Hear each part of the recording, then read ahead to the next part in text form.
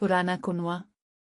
जंगल में परिंदों की चहचहाहट और पत्तों की सरसराहट गूंज रही थी जब ज़ोया झाड़ियों से गुजरते हुए एक पुराने कुनवे के पास पहुंची। इसके बूट खुश्क पत्तों पर चमराने की आवाज पैदा कर रहे थे।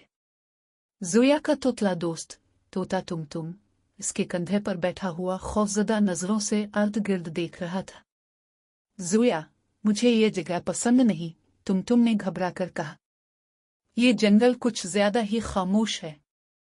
ओ, डरपोक ना बनूं, ज़ोया ने हंसते हुए कहा। ये जगह तो एडवेंचर के लिए बनी है। थोड़ी दूर चलने के बाद वो एक पुराने कुनवे के पास पहुंच गए। कुनवे की दीवारों पर पुराने और पुरस्कार नक्काश बने हुए थे जो मध्यम रोशनी में चमक रहे थे। कितना अजीब और दिलचस्प है, ज़ोया ने कुनवे में झांकते हुए कहा। हेलो, कोई है यहाँ? अचानक हुआ हिलने लगी और कुनवे से चमकती हुई धुआं जैसी रोशनी बाहर निकली। रोशनी में से एक छोटा सा जानदार बरामद हुआ जिसके पैरों का एक हिस्सा बड़ा और दूसरा छोटा था। इसके हाथ में एक टेढ़ी छड़ी और सर पर एक बड़ी सी टोपी थी। कौन है जिसने मेरी 100 साला नींद में खलल डाला? छोटे जानदार ने चीखते हुए कहा, फिर ज़ोया को देखकर मुस्कुराया। ओह, तो तुम हो? मैं हूँ जिम्बिल, विश मेकर। कहो, तुम्हारी पहली ख्वाहिश क्या है? ज़ोया, खबरदार, ये सब मुसीबत लग रही है, तुमने खबरदार किया। लेकिन ज़ोया की आंखें चमक उठी।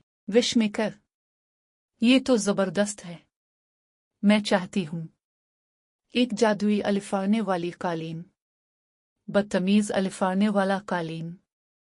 जिमिल ने अपनी छड़ी घुमाई और हवा में एक शानदार कालीन जाहिर हुआ। कालीन पर सुनहरे और चांदी के धागों से कढ़ाई की गई थी। ज़ोया खुशी से तालियां बजाने लगी, लेकिन फिर कालीन बोल पड़ा।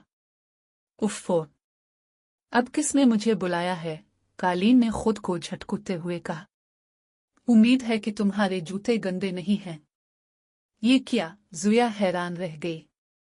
मैं एक प्रीमियम कालीन हूँ, कालीन गुरूर से बोला। कोई गंदे जूते नहीं, कोई शोर नहीं, और बोर्ड पर बिल्कुल भी खाने की इजाजत नहीं।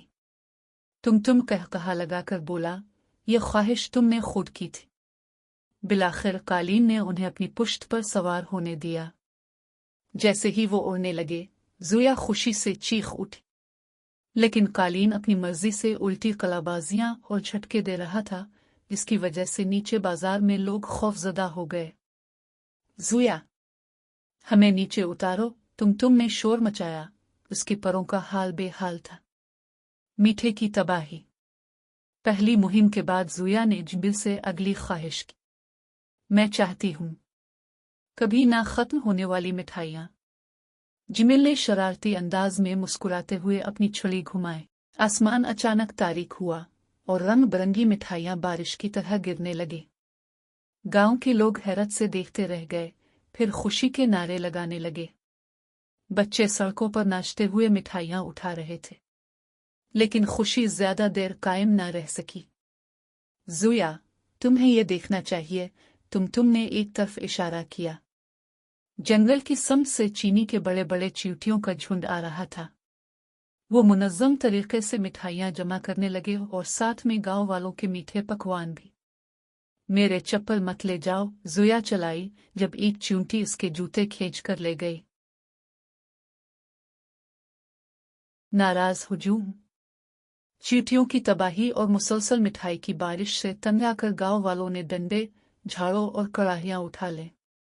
वो ज़ोया, तुम और जिमिल को जंगल की तरफ भगाने लगे। ये सब तुम्हारी वजह से हुआ, तुमने चीखते हुए कहा। मेरे, जिमिल ने जवाब दिया। ख्वाहिश तो इसने की थी। बस झगड़ा बंद करो, ज़ोया ने कुनवे के पास पहुंचकर कहा। जिमिल, मेरी आखिरी ख्वाहिश है कि सब कुछ ठीक हो जाए। जिमिल ने एक गहरी सांस ली और बोला, ठीक है, लेकिन नॉर्मल होना बहुत बोरिंग है। छड़ी की एक जुम्बिश से सब कुछ वापस अपनी जगह पर आ गया। मिठाई की बारिश रुक गई, चींटियां गायब हो गईं और ज़ोया के चप्पल वापस आ गए। गांव वाले अपने घरों को लूट गए, लेकिन अब भी ज़ोया के कारनामों पर बड़बड़ा रहे थे। नई शुरुआत। ज़ोया कुनवे के पास बैठकर सुकून का सांस लेने लगी।